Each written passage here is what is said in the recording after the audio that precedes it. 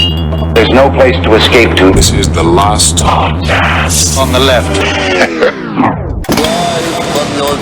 That's when the cannibalism started. What was that? So I had a dream last night that Natalie and I were sitting on the couch. We're in the middle of watching Deadwood right now. We're rewatching it because it feels nicer than what's happening in reality. Yeah, right on time. 5 years late. 5 years late. And I had a dream last night that Natalie and I were watching it, and that the whole thing was Al Swearingen was sucking on this prostitute's breasts, trying to get milk out of him. And he kept turning around and being like, "Can't get any milk out of these tits." Were you hard when you woke up? That's what Natalie asked. And I don't think so, but I wake up hard anyway. Yeah. All right. Welcome to the last podcast on the left. I'm Ben Kitzel. That's Marcus Parks. We already heard something we don't want to hear from Henry. I never want to think about that ever again. I apologize for prompting it. That's not all that different from Deadwood the show. Yeah, that's what I was thinking. There's a whole scene where he's getting a violent blowjob from a woman as he's making a Shakespearean soliloquy. I think you were just watching Deadwood. I was. Yes, I just fell asleep while watching Deadwood. I just think between Deadwood and all of the prostitute reading I'm doing with Jack the Ripper, it's all just in the brain now. And it's just, I've already thought about how, like, you could suck milk on an adult's breasts. All right, let's get it. Okay, thank you. It's not I don't want to hear it anymore, Henry. Good Lord. All right, yes, Deadwood. I will say, you know how people say they hate to hear people's dreams? Yes. That's why. Yeah, exactly. I agree. Specifically yours. All right. Well, let's go to another hellacious time in human history other than Deadwood. Let's jump right back in to Jack the Ripper, Part 3. Oh, yeah. And we are picking up the night of the double event. That would be the murder of Catherine Eddowes and the murder of Elizabeth Stride. That would be the double event. So after they found those bodies, a couple hours afterwards at 2:55 a.m., another discovery was made. PC Alfred Long found a ripped piece of apron covered in blood and feces lying outside of Wentworth Model Dwellings on Goulston Street. Now, here's the thing about the UK, which I don't understand, or if this is an old-timey thing.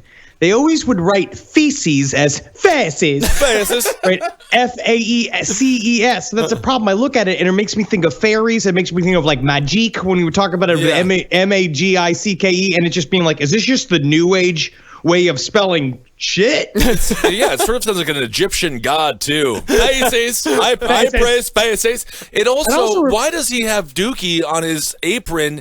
Is that like a traditional thing where they wash their hands and then the apron's long enough after they go to the bathroom to just like, they're like, well, it works on the meat, it works on my butt.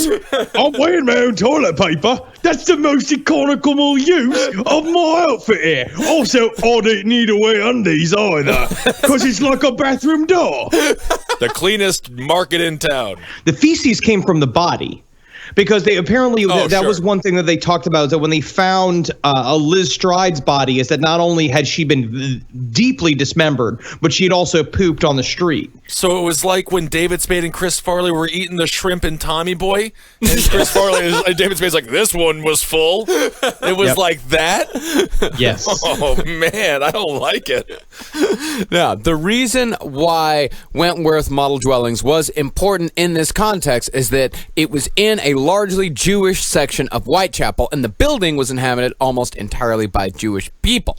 This was important because of the message that was written on the wall right above where the apron lay. The message said, "The Jews are the men that will not be blamed for nothing."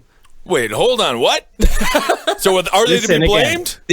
They say it's Cockney doublespeak as to what they're talking about. So they use a lot of double negatives in Cockney slang. So what it says is, the Jews are the men that will not be blamed for nothing. So are they blamed for something? Yeah, it's the Jews are the men that will not be blamed for nothing. Now I get it. Yeah. Thank you, Marcus. I'm sorry, I'm saying it too clear.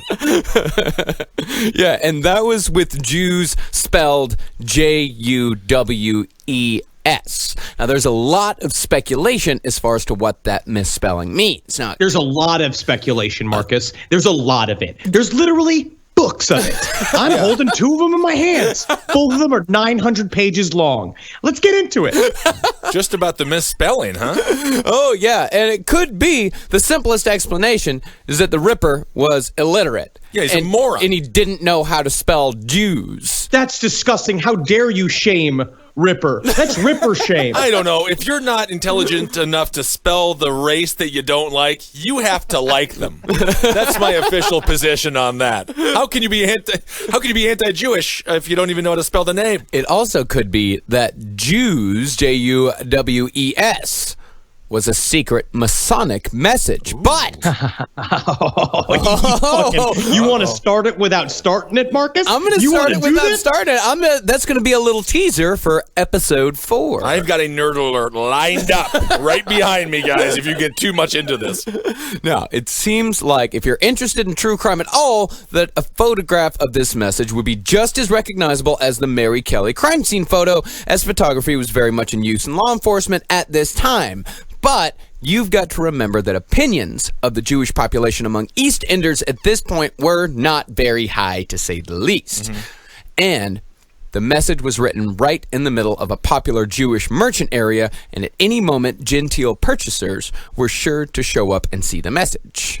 Now, it's very interesting because also not only was Whitechapel in general a big center of the Jewish population of London itself, but this little area was like the complete total epicenter of Jewish life in Whitechapel. And what was interesting is that they weren't so much mad that the Jewish people were there celebrating another religion. It was that they lived completely in a European style. Like it was very open. It was out on the streets, and people resented the way they lived. They resented the fact that they came in and didn't adhere to like English societal measures and the way that they live, which is getting pissed drunk in the sleep, fucking getting pissed drunk in the street, beating prostitutes all day.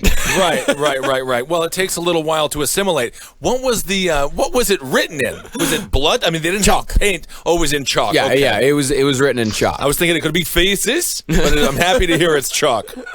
This right here. This is the logic of the police officers. When the Gentiles saw this message, whatever the hell it meant, it was possible that it would have given the Gentile population of the East End just the excuse they needed to run riot, and that was the last thing the Metropolitan Police wanted to deal with, and so it was decided after much debate that the message would be washed away before a photographer had a chance to capture it. But there is no doubt whatsoever that it was written by the killer, as the fabric found matched perfectly with a piece ripped away from the apron of Catherine Eddowes. But at the same time, it could have just been there in the first place. That graffiti was written on there to be anti-Semitic, possibly, and it could have just been there, and the killer just dropped it as he was running away trying to clean the cum off his pants. So that's the problem. That is true. That is true. I take it back. There is plenty of doubt that because among Whitechapel there was quite a bit of anti-Semitic graffiti just written, and it could be that it was just because what it was is they could tell that the cloth was used to wipe off the knife. But okay, so then this implies that the killer would be a Gentile if they're against the Jewish people, right? Yes. Yeah. So, but then how would they start to blame the Jewish people for being Jack the Ripper? Or was it a Jewish person who purposely did that to make it look like a Gentile did it? Look at the statement. I don't know anymore. Look at the statement. Listen, the Jews were the men that will not be named for nothing. It sounds like a spiteful message from a Jewish person that say that no matter what happens here, the Jews will be blamed. Whatever happens in this town. So it could be, and this goes into weird alternative theories about Jack the Ripper, about whether or not he was a Jewish man that was bitter about the prostitute population in Whitechapel and wanted to do something about it, or it was a Jewish man that was killing prostitutes in order to bring the attention of the government to Whitechapel to come and help them. Basically, it's this idea that maybe that Jack the Ripper was killing prostitutes and getting attention and writing these messages in order to get government attention so people to come in and clean up the streets. Interesting. They call that the social reformer theory. Now, it is possible that the murders would have passed into history as nothing more than a sordid footnote had the perpetrator been known simply as the Whitechapel murderer, or even if he had just been known as Leather Apron, as cool as Leather Apron is. Very cool. One of the reasons why this case has endured for well over 100 years all comes down to branding.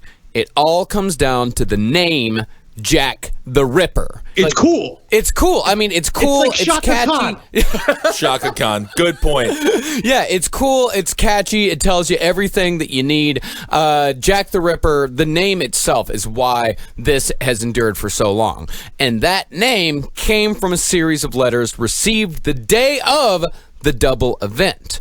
Just hours before the Elizabeth Stride murder, Scotland Yard was given a letter that had supposedly been sent to the desk of journalist Tom Bulling of the Central News Agency. The letter, written in red ink and addressed to the boss, reads as follows. It went to Bruce Springsteen? Exactly. Yeah, it's 150 years too early. I'm sorry. We were all looking for the troubadour of New Jersey for forever. Dear boss, I keep on hearing the police have caught me, but they won't fix me just yet. I have laughed when they look so clever and talk about being on the right track. That joke about Leather Apron gave me real fits. I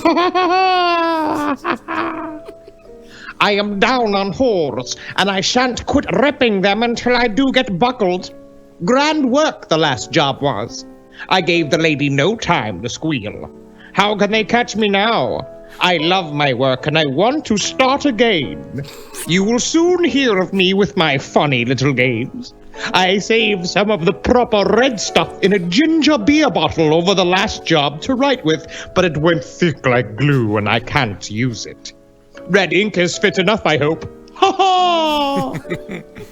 The next job I do, I shall clip the lady's ear off and send to the police officers just for jolly, wouldn't you?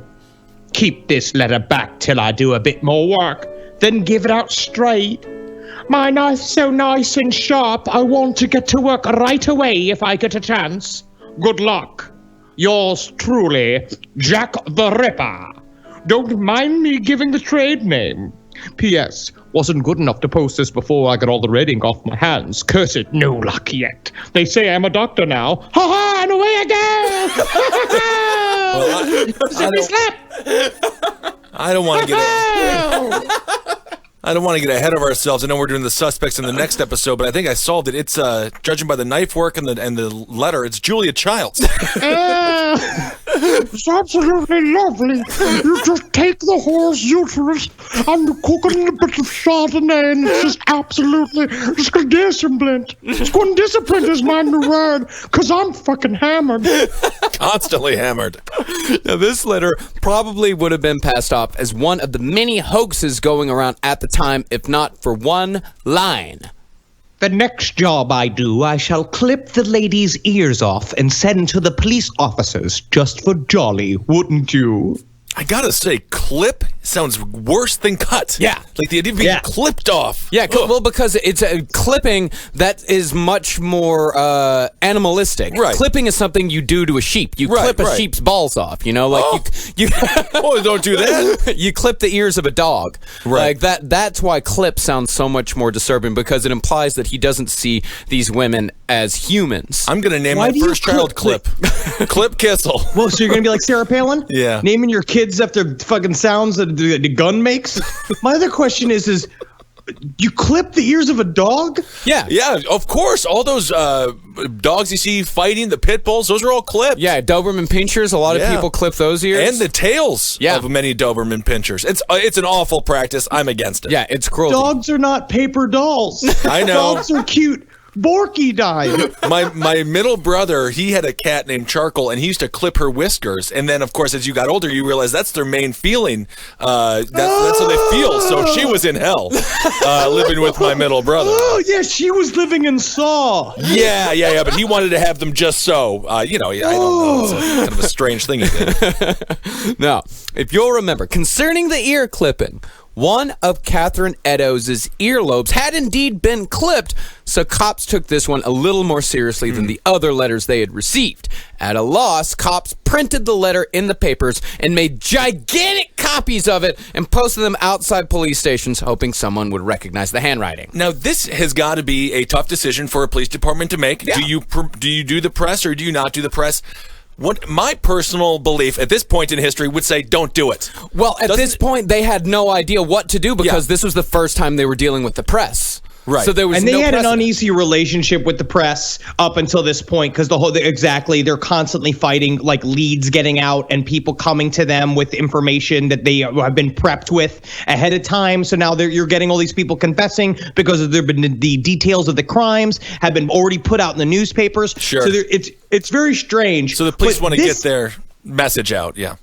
Yeah, but unless this letter came from somebody in the newspapers. Yeah, because this whole thing, it was a huge mistake, as they were soon receiving dozens of letters a day with anywhere between 300 and 1,400 received overall by the end of it, depending on who you read. And that right there is a wonderful example of just how fucking confusing it is to research Jack the Ripper. The gap between 300 and 1,400 is pretty goddamn wide. It's a big gap. It's a huge It's gap. 1,100. And also, every witness is hammered. Yeah.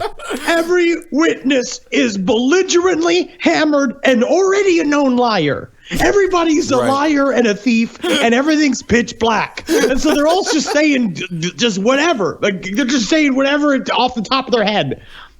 They don't like the way the guy served its fish and chips because it was too soggy, or maybe it was too good because he thought the fish and chips were too good, and that's suspicious. It's got to be Saucy Jack. It's got to be. I've never had good proper malt vinegar on my fries before. Yeah, could be a killer. And speaking of Saucy Jack, the next one is considered to be possibly genuine, is known as the Saucy Jack postcard. It was received on October 1st, the day after the double event. This is what it reads. I was not codding, dear old boss, when I gave you the tip. You'll hear about Saucy Jackie's work tomorrow's double event this time. Number one squealed a bit, couldn't finish straight off. Huh, not the time to get ears for police. Thanks for keeping last letter back till I get to work again, Jack the Ripper. Ha ha ha! And away I go! Sounds like a J. Edgar Hoover letter. You know he's wearing a dress during that. Saucy Jackie. Saucy, ooh. Oh, I'm sitting on a bowling pin while I write this. Oh, sweet dear Saucy Jackie, covered with his own Saucy Jackie. Nothing wrong with that. Oh, I'm as horny as a deer. I don't know if deer are that horny, but Oh, have you never seen a deer fucking up the deer? It's atrocious. I love to watch it. Goodbye. bye-bye. The people who argue that the Saucy Jack postcard is genuine point to the fact that the postcard described the double event before it was released in the papers, but what those people ignore is the possibility that it was invented by the papers themselves. It is- What? You're crazy. You're crazy, dog meat. It is There's now- no way these fucking bent Cockney assholes were trying to sell newspapers. No way that's possible. It's pretty widely believed now by most reputable historians that these letters were actually written by journalist Tom Bulling, the guy who gave them to the Metropolitan Police in the first place, or possibly his editor. And the whole thing was just a ruse to add a little bit more sauce to the murders and to keep the story going. We got fake news. Yeah, I mean, Fake news. Fake news. well, I mean, really, the concept of journalistic integrity came from fighting back against these sorts of stories, not only in England, but also in America. Right. The whole fake news phenomenon is that we're just going through cycles. We're just at the next phase of fake news. This is something that's been going on for well over a century, ever That's since why- newspapers were invented. I don't read any fake news. I only read the U.S. Weekly Report. U.S. World News and U.S. Report. World News. I only read Empire News. And why wouldn't you? All I read is that Metro paper that they give out for free on the subway. That's right. And it's great because they'll tell you all sorts of things. They movie reviews, what subway lines You're on. are doing bad. Hey, actually, I want to thank all the people at Metro Boston for doing a great story on us. Yeah, that was so my buddy nice. Brendan McGurk. Thank you very much, Brendan. Thank you. Not fake news. Not fake news. No, the most disturbing letter, and the one most likely not written by journalists, is the infamous From Hell letter. Oh my God! How do you get paper from hell? It's so hot there. It's so wild. Wow. Yikes! Tough day to be a post office. I think I may have just come up with this, but like a house, it's just a place for your stuff, right? And your whole life is you go out and you just get more stuff. And you just want to put it in, when you go to a hotel, it's just another place for your stuff. You're bringing your stuff from one place, got your stuff. Different place got stuff. That's George Carlin bit. Yes. Very good, Henry. The From Hell letter was sent to George Lusk, the head of the Whitechapel Vigilance Committee. Now, to me, this is a big point, right? All of these other letters have been sent to the newspapers, right? Which is easy to do. With George Lusk, you have to know that he's the head of the Whitechapel Vigilance Committee. Like, you have to know that he's setting that up, right? So it's possibly somebody from the neighborhood sent this letter. Somebody who knows what's going on in Whitechapel sent the letter, possibly a member of the vigilance group or Jack the Ripper himself. Right. Quite possibly. One and the same, maybe? Could be. You fucking idiot. But of course, it happens all the time. But actually, journalists and the police, they weren't the only ones getting letters. People were sending letters all over England claiming to be Jack the Ripper. They would send them to magistrates, businesses, hotels, just private individuals, just to anybody. Because it's just like every single crime, every single unsolved crime that goes on, you get this. We get this in Boston Strangler. We got this in the Night Stalker. You get this with BTK. Anybody looking to settle a personal beef or somebody looking to just scare someone else, they're going to take advantage of it. This has been going on for centuries. Oh, I get letters from Capital One all the time. And I'm like, you're not going to scare me, Capital One. I'm not opening it. Okay. If Jack the Ripper shows us anything, it's that people do not change. Right. We are the exact same now as we were in 1888. And, us here in America are exactly like people back in England. Like, people are the same all over, and it never changes. Well, it's both really depressing and also very encouraging. It's comforting. When you look back, you see it again and again and again. It's like we're doing the same shit. We're in the middle of. That's why it's like between watching Deadwood and reading about London 1888, I'm feeling that all of that same feelings now. Like we're in this weird new time period. We don't dump sewage out of our windows. Not yet. And I don't think we're ever going to do that again. Well, I mean, Maybe you don't. Yeah, I mean, what you do? Well, no one can see your face, but he's saying that he does with his eyes. Fine. Well, the reason why the From Hell letter was taken seriously was because it arrived with something a little extra. Half a human kidney. Ooh. You get that in a butcher shop if you ask for a little something extra. You will get a little piece of kidney, and it's actually really nice. You fry it up with some onions. It's really nice. I think it's a human kidney, though. Yeah, it's a human. It is definitely a human kidney. Didn't the mailman feel it was a little soggy and puffy? Oh, you can send body parts through the mail. You just wrap it up extra. It looks like someone sent another set of nuts in a goddamn envelope. I honestly thought my life was fucking bad. I get up every day, my fucking mail rucksack is covered in shit. My fucking mail boots covered in shit. I gotta go from place to place, people dumping beers on me because they say the mail is run by wizards. And I'd sit there and be like, if our mail was run by wizards, would I be this fat? You'd make a wish and get thinner, I suppose. Harder and harder it is to be a mailman, see? Now I'm a fucking organ delivery service there. This is what the From Hell letter said. From Hell. Mr. Lusk, I'll send you off the kidney I took from one woman and preserved it for you. Oof. The other piece I fried and ate it. It was very nice. I may send you the bloody knife that took it out if you only wait a while longer. Signed, catch me when you can, Mr. Lusk. It's the fat guy from Nuns on the Run. Testicles, spectacles, wallet, and watch. That's who did it. They're looking for a fat dude dressed as a nun. Why didn't I exist back then? You always think that it's the fat guy from Nuns on the Run. He did a lot. It's a fat guy. That's a fat guy move. No one then would be like, I have to clarify, I did eat the other half, and it was delicious. I did eat it, and I would tell you, to be honest, it could have been better. I honestly wish it tasted better. You could almost hear the letter breathing heavy. It is definitely, Jack the Ripper was fat. Who killed Kennedy? The fat guy from Nuns on the Run. Nuns on the Who Run. was the Zodiac killer? Fat guy from Nuns on the Run. That poor man is sitting, because so many anonymous letters that poor actor has received, just like sitting open up, being like, I'm not the Zodiac killer. I'm a character performer. Honestly, I haven't worked in a long time. I'm mostly doing voiceover now. It's for Go-Gurt commercials. Oh. I don't understand why I get this harassed. Well, don't harass the guy. I mean, but he is guilty. But I say harass until he fucking dies. No, he might already be dead. Actually, I'm not quite sure. He could be dead. Yes. No, when Lusk found the letter, he thought it was just a joke, thinking the kidney was from a dead sheep, which... This is funny. This is funny now. Yes, okay. I'm happy they did this. You know, to be honest, I've been looking for a bit of lightness. It's nice to have a break. Yeah, I guess the Kathy comic strip wasn't around yet, so you had to read something on Sunday mornings. He did so go awake, open it, and go, ack. Ack. Mondays.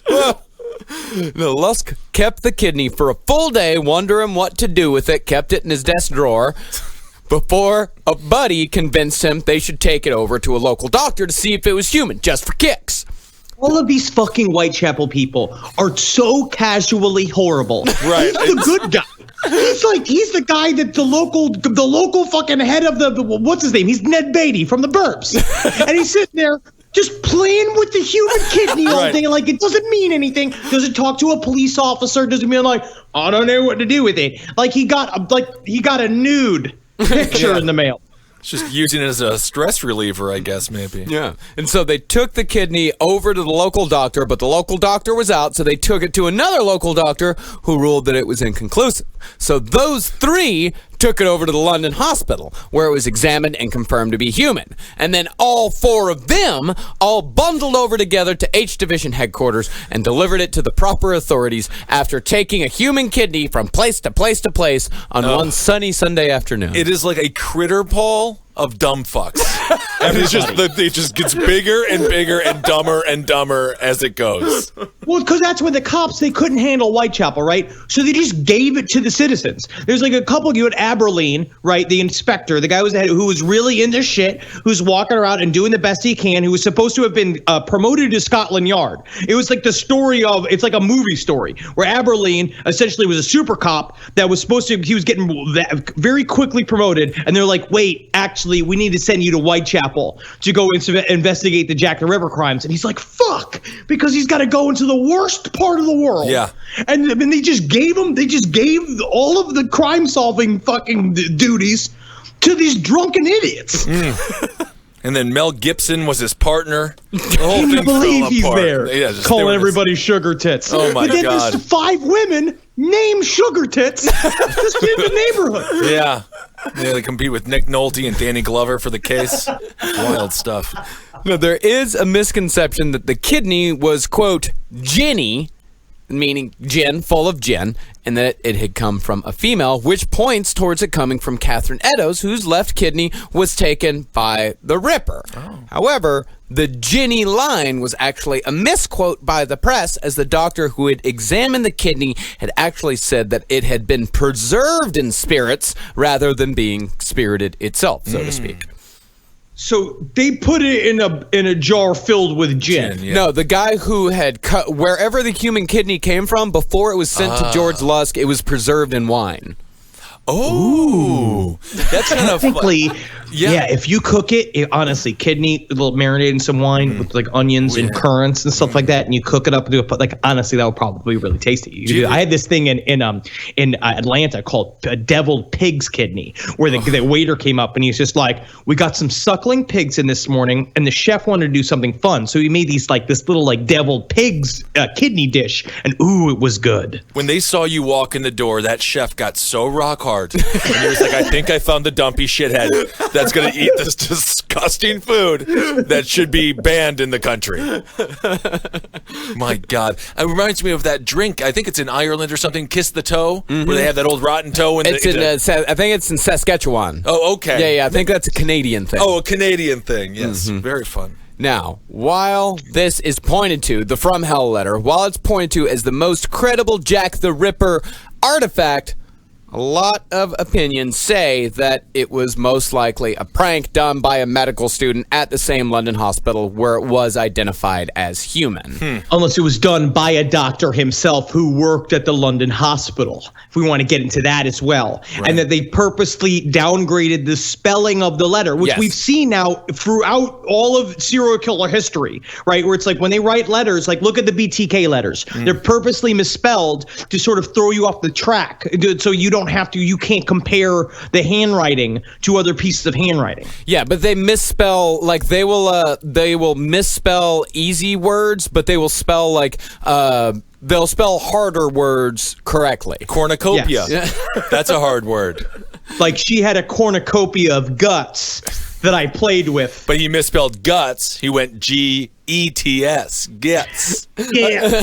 Like, for example, in the From Hell letter, it's like he misspells nice. He spells it N-I-S-E, but on knife, he makes sure to put the K in there. He also misspelled knife, but he spelled it K-N-I-F. And left the E off, but he remembered to put the K in there. It's weird. Which is the hard part of the word. That's the hard part of the word. Right. Yeah. All right. Now, the entire month of October passed without a single murder attributed to the Ripper. Can I actually read? There's one factoid I'd heard about that was really interesting. A part of the reason why this started really freaking people out at this time period is that the year before, in 1887, Whitechapel only had 6 murders. And that this rash of murders was actually something that they weren't used to. Like this amount of murders, which is why people were really freaking out. Yeah, because, I mean, Whitechapel wasn't like a murder capital or anything. Well, like, sounds like it. Murders did happen, but it was mostly just it was mostly burglaries, assaults. Beatings. Yeah. Drunken fights. Yeah. Like, it was just a horrible place. It was just the worst place in the world to be, but you wouldn't get murdered. Yeah. Which is actually almost worse. I mean, or did they just call like a knife to the heart or a baseball bat to the back of the head? Did they just call it natural causes? Maybe this is the first year where they were like, maybe we should look into this thing. Called a Whitechapel thunderstorm. Yeah, something like that. So the entire month of October, not a single murder. But on November 9th, 1888, Jack would strike one final time in his most disgusting display of brutality yet with the murder of Mary Jane Kelly. See, Mary was different than all of the other victims. First, she was younger, clocking in at 25, as opposed to the others who were all in their 40s. Second, she was extremely attractive by all accounts, whereas the others were a bit more on the rough side, what with the missing teeth and all.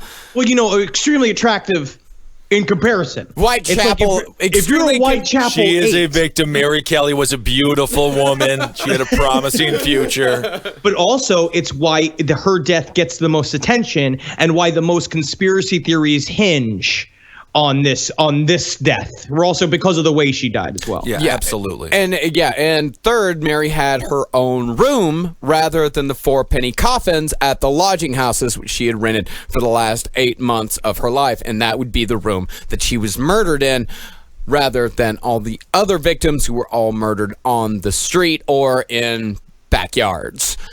Mary had shared that room in Spitalfields with a fish porter named Joseph Barnett. But as Joseph was often unemployed, Mary resorted to prostitution to support the two quite often.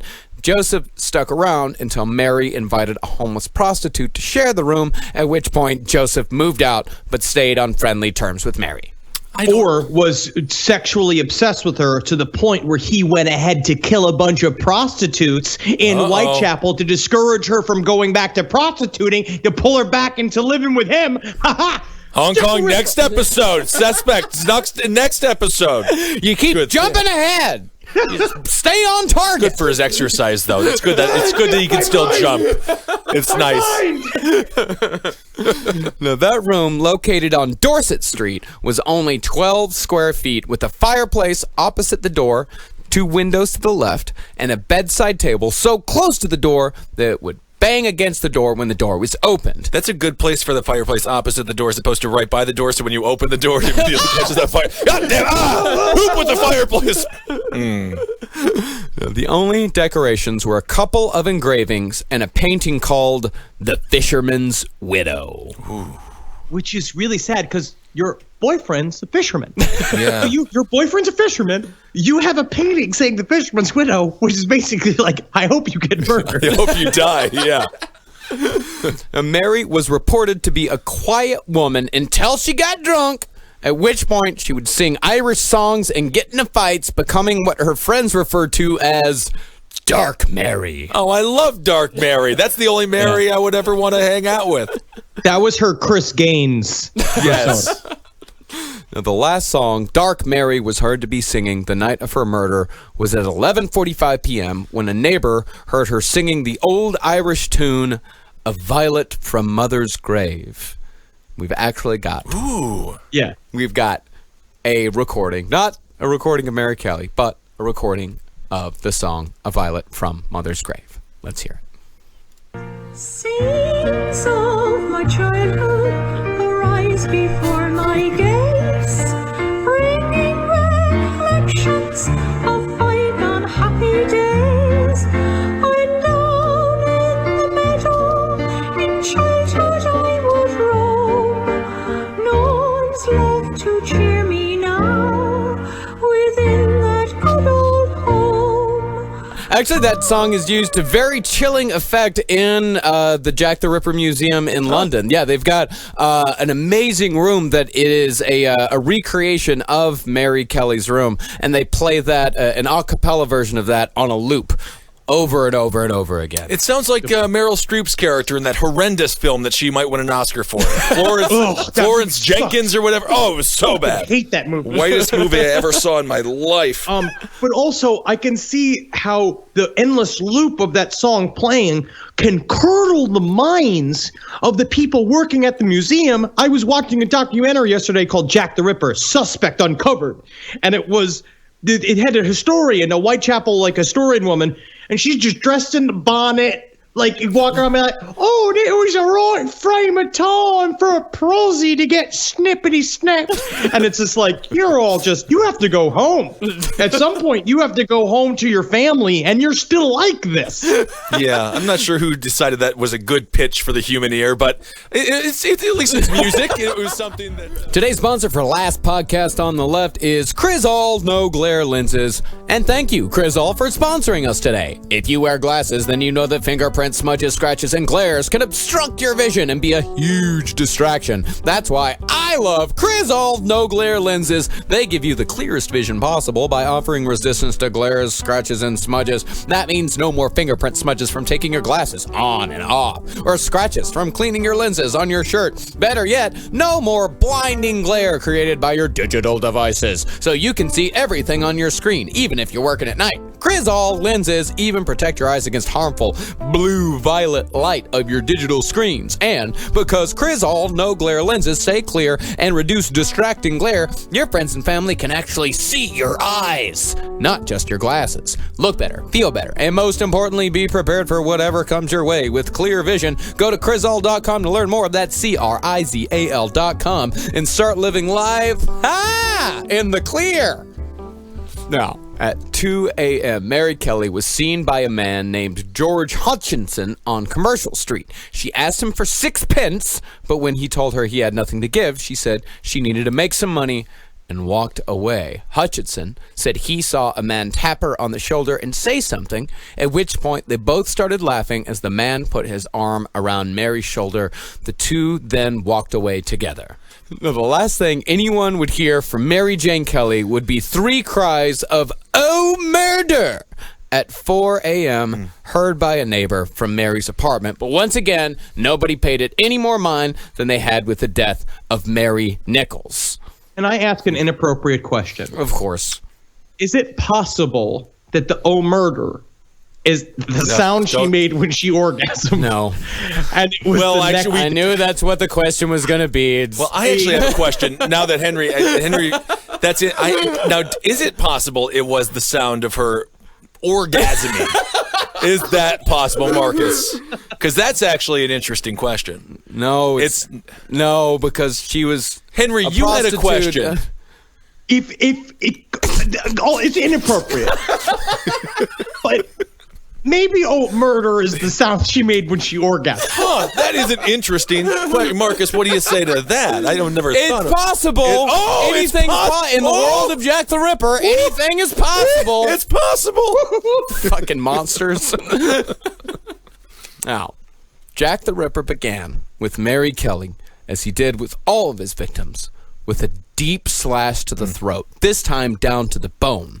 Although, as the cry of "Oh, murder" demonstrated, Jack may have relished a bit more in frightening his victim before killing her this time.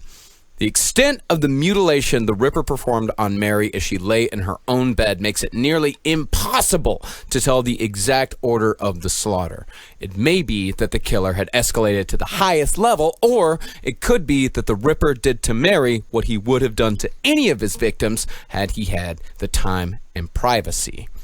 I think it was that. I think what you're saying is right, is that he actually had a room to do the crime in, and he had time. Right. Because what we now know about product killers is that they formulate their whole life around getting like, look at Ted Bundy, right? Ted Bundy went and he had that secluded area that he would drop the bodies off with so that he could have just uninterrupted time with the bodies. Ed Gein's house. Right. Just it's like you have these times. So in my head, when I look at it, it's that because what did we learn again from Jeffrey Dahmer? There's no real peak of escalation. At some point, there's just despair. But at that point, Jeffrey Dahmer was becoming like a dark magic lord in his mind. He built an over these altar. Bodies. Right. Yes. Yeah, he had built a full altar in his apartment. So there was more room to go for Jack the Ripper if he wanted. So I feel like this is just an example of he was He just had the in opportunity, yeah. So this is what he actually did to Mary Kelly. He skinned her thighs and hacked away at the muscle before mutilating her arms in the same way. He opened the stomach and removed the intestines, laying them to the right side of her body. He took out the spleen and set it to the left, with the liver being set between her feet. He cut off her breasts and set one by her right foot. The other he set under her head with her uterus and kidneys. As opposed to the seemingly careful mutilation of Catherine Eddowes, the Ripper hacked away at Mary Kelly's face until she could only be identified by her eyes and her ears. The only thing Jack the Ripper took with him from Mary Kelly's room was Mary Kelly's heart. Oh, my goodness. And a bunch of memories, I guess.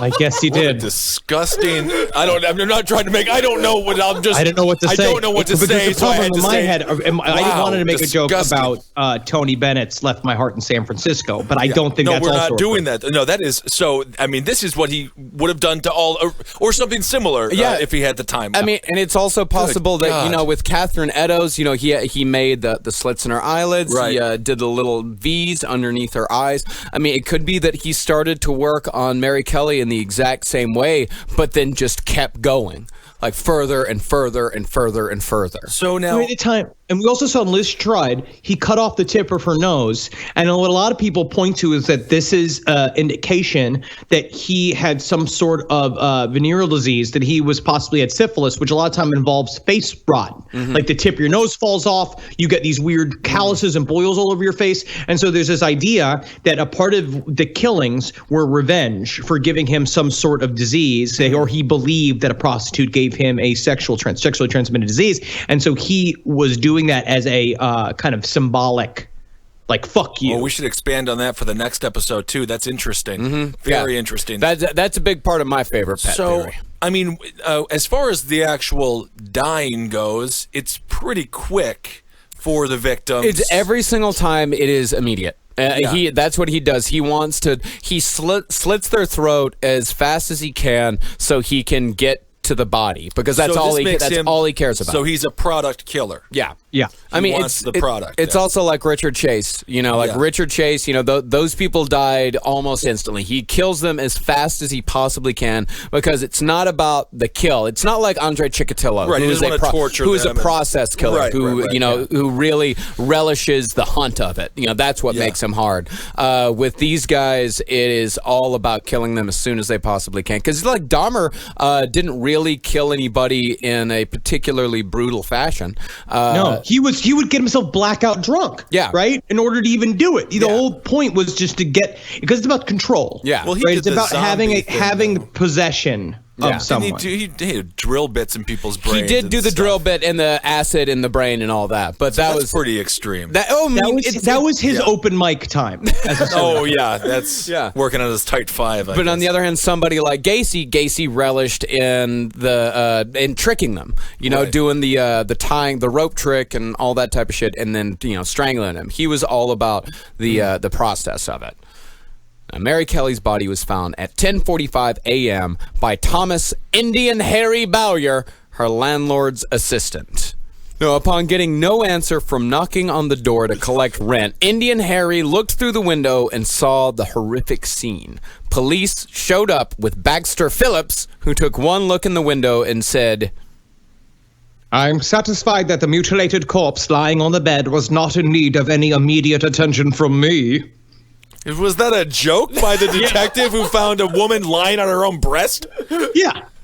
Good. Yeah, his funny little last podcast on the left joke that he made. Interesting. Just like your father used to tell jokes like that all the time, Henry. Absolutely. Cops have very dark senses of humor. Yes. Now, the constables waited outside for 2 hours, thinking they would soon be joined by a pair of bloodhounds that the Metropolitan Police had commissioned to aid in the capture of Jack the Ripper should another murder occur. That's what they thought, is that if a murder occurs, we can bring out the bloodhounds, they can get on the scent, and we can zip them after the Ripper and find this guy. Only thing was, the bloodhounds, named Burgo and Barnaby, cute names for little dogs. They're wearing little hats and smoking little pipes. Yeah, I like Oh that. gosh, they're so funny. Well, they had to, it takes them longer to get ready because they got to put 4 shoes on. They are I fun. like them. Yeah. Well, Burgo and Barnaby were 200 miles away with their owner, who, when no murder had occurred in the month of October, he'd just gotten bored and decided to go home without telling anybody. Oh man. Yeah. So at 1:30 p.m., police, when they finally found out no bloodhounds were coming, they opened the locked door with an axe and found Mary lying in the middle of the bed with her shoulders flat, her legs open, and her head turned on the left cheek. Interesting that the door was locked from the inside. Very interesting. Although it would have been extremely easy to reach the arm end through the broken window. If they and lock did. the door. If they did. If they did it. Because there was one of her windows was broken. The one next to the door? Yeah, because it was a 12 by 12 room. It was tiny. The window was right next to the door. Maybe he escaped through How the long's the fireplace. guy's arms? I don't know. I don't know, Henry. That's the whole point. We don't know. I need to see some measurements. Measurements. Reverse Santa Claus escape through the fireplace. Go up it. Yeah. Reverse it. No, a photographer was brought in, and that photographer took the very first crime scene photo ever taken in England, a photo that is still one of the most famous and gruesome ever to be taken. Now, here's a few things about this murder scene. It is odd that the final murder occurred inside. Could it be that the Ripper chose Mary specifically because she had a home?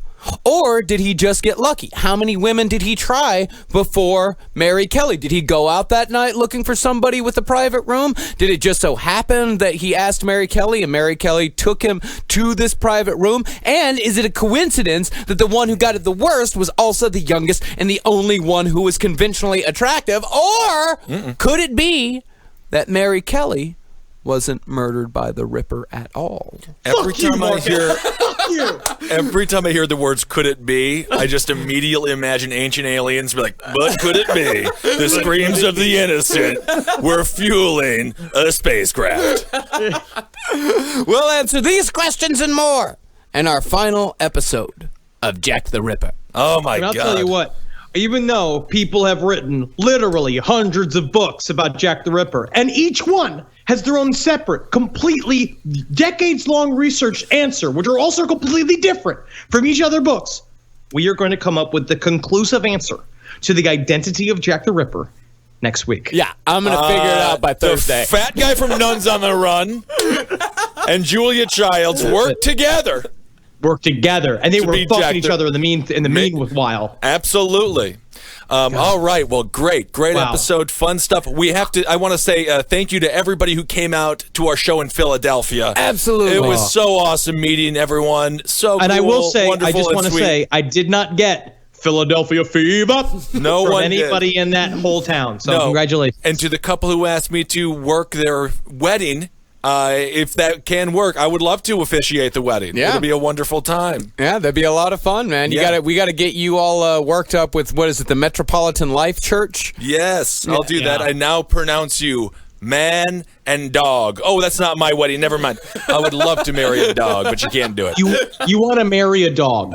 If that's they- what you're saying. I would. You want to marry a dog? Yeah, because then you're only married for a maximum of like 11 years because dogs die young. Wait, that's why you date someone. You got to marry someone with cancer. Yes, or an elderly And then person. you get a tragic end. Yeah. Oh, that And then you're single with a sad edge. That's right. Yeah, Philadelphia, so awesome. What a great union transfer, great venue, and my God, it's such an honor, and so it's always so wonderful just talking to everyone. Yeah. And speaking of which, this Saturday we're going to be in Kansas City, Missouri, playing at Panic Fest. We're doing 2 shows. There are still a couple of tickets left for our late show, but those will sell out before Saturday. So just Google Panic Fest Kansas City, and they've got links to the tickets on their site. Chicago, we're coming after that. Can't wait to see everybody there. We're sold out. And St. Paul, Minnesota on February 25th. We just added a second show. We're going to be doing a late show in St. Paul, and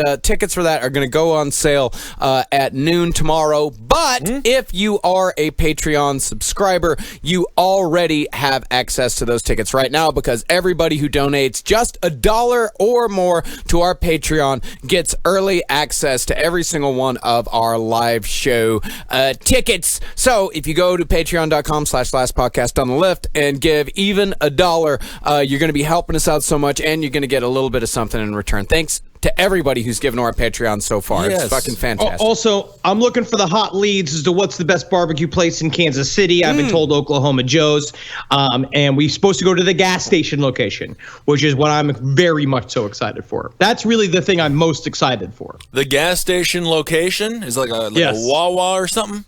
No. It's like name of it? a guy doing barbecue in a parking lot of a gas station. Yeah. It's supposed to be awesome. Oh, for barbecue. Yeah, there's a good gas station barbecue joint in Texas. It's like kind of a chain. It's called Rudy's. You can get barbecue and gas. Well, look at that. And then the barbecue gives you gas. So that's kind of fun. Is it Monday? Oh, I hate Mondays. And go to cavecomedyradio.com/live to see dates for live shows in St. Louis, Ithaca, Salt Lake City, and San Francisco. Yes, and thanks so much for supporting all the shows here on CCR. We're absolutely crushing it. We got some new products coming. Products. So take a listen to Abe Lincoln's Top Hat for everything political. It really is helping people out and to deal with this madness, the new reality that we're currently all sort of living in now. Alex Jones is going to be in the correspondence room. Juice boxes make kids gay. He is absolutely He's legit now. Yeah, Congratulations, he's legit. everyone. So that's the world we're living in. We will navigate it together. Page 7 for all your entertainment needs. Roundtable of Gentlemen for all the good, weird news stories. And Wizard of the Bruiser. Check out Holden's show. He's been working really hard on that. It's literally the only thing he knows about is video games. So give him a listen. It's video games and all kinds of nerd stuff and all that. It's super cool. Yeah, and check out the other shows on Cave Comedy Radio, Movie Sign with the Mads, with a couple of guys from Mystery Science Theater 3000, Stupid Human Suits, which is all about death and dying and all pretty that. good. Yeah, I like that show. It's a fucking great show. It's brand new. So yeah, just go to cavecomedyradio.com and check out all of our shows on the network. Also, last stream on the left is on adultswim.com. Look for the live streams tab. We're on 7:30 p.m. Eastern Standard Time on Fridays. We're doing that shit. Follow us on Twitter. I'm at Henry Loves You, at Marcus Parks, at Ben Kissel, and follow Last Podcast to the Left on everything at LP on the Left. Yes, that's great. And Also, 5 stars on iTunes. please, that would be great. Honestly, rate and review all the shows. It only helps us. We're going to beat these huge corporations that are trying to pretend like they're organic. They're not organic. We're the Grassroots Podcast Network. Fuck yeah, man. Cave Comedy Radio, the only DIY one out there. And it's all because of you guys. We're the only one. Yeah. We're the only one in the top 10 at any time. So keep it going, please, for us. We got to beat the fucking the machine. Yeah. All right? And get off fucking Facebook because they're collecting our data. Fucking cover your camera on your goddamn fucking laptop for the next 4 years. You better fucking do it. I always cover your camera unless you're using it for masturbatorial reasons, in which case uncover it and let him see your face. Let him see your face. Let him look at it. Yeah, let him see my awful half-bored masturbation face. Well, mine, I'm always just like lying there, and right before I am, doing my thing, I say, "Oh, murder!" It's kind of wild. Murder! Oh, murder! Kind of wild there. Well, they call it the little death in French. That's the term for coming. Is it really? Yeah. The little death. The little death. Isn't that fun? The French are an interesting bunch, Aren't they? Hail Satan. Yeah, hail Satan. Magustalations. And hail Gayan. Hail me, if you would. Hail me first. And hail yourself. And hail yourselves. Okay.